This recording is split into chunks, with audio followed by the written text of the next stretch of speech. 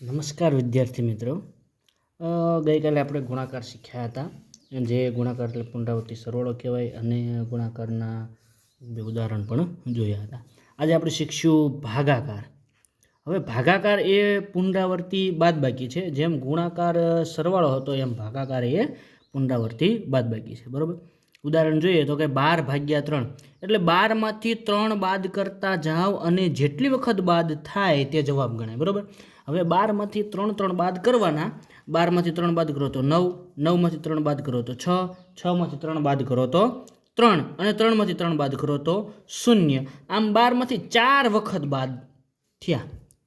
12માંથી 4 વખત 3 ને બાદ કરી શકીએ આપણે. બરાબર. એટલે આપણો જવાબ બની જશે 4. આપણો જવાબ કેટલો બની જશે? 4. બરાબર.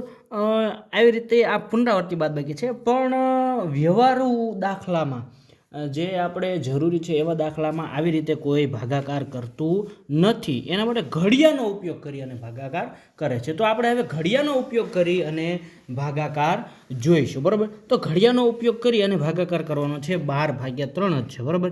એમાં 3 ને ભાજક કહેવાશે. 3 ને ભાજક એવું નામ આપેલું છે, ભાજક. બરાબર. હવે જે 12 છે જે એને ભાજ્ય નામ કહેવાય છે. બરાબર. જેના વડે ભાગવાનું છે તે ભાજક, જેને ભાગવાનું છે તેને ભાજ્ય કહેવાય છે. બરાબર. અને જે જવાબ મળશે તેને કહેવાય છે ભાગફળ. બરાબર. ચલો, અહીંયા જે ભાજક છે તેનો ઘડિયો બોલવાનો હોય. બરાબર.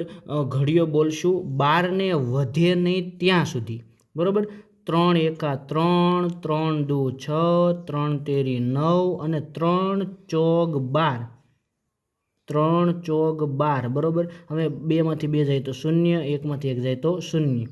3 ચોગ 12 સુધી જ બોલશું. 3 પંચા 15 નહીં જઈએ, કારણ કે તે 12થી વધી જાય છે. 12થી વધવું જોઈએ નહીં. હવે જે અહીંયા વધી તેને શેષ કહેવાય. શું કહેવાય? શેષ. બરાબર. અહીંયા જે છેલ્લે વધે તેને શેષ કહેવાય. બરાબર. અહીંયા જો નોંધ કરવી હોય, બરાબર, તો નોંધ કરી શકાય કે ભાજ્ય કેટલું છે? તો કે ભાજ્ય 12 છે. ભાજક કેટલા છે? તો કે ભાજક છે 3. ભાગફળ, બરાબર, ભાગફળ કેટલું મળ્યું?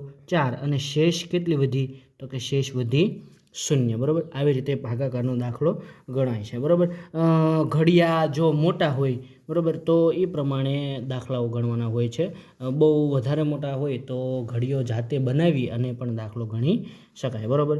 ચલો મિત્રો, આ વિડીયોને નવોદયનું ગણિત, સીઈટીનું ગણિત, એનએમએમએસ અને જ્ઞાન સાધના તથા કોઈ કોમ્પિટિટિવ એક્ઝામની તૈયારી કરતા હોય તેવા ગણિત શીખતા મિત્રો સાથે શેર કરો આ વિડીયોની લિંક અને અમારી ચેનલને સબસ્ક્રાઈબ કરો.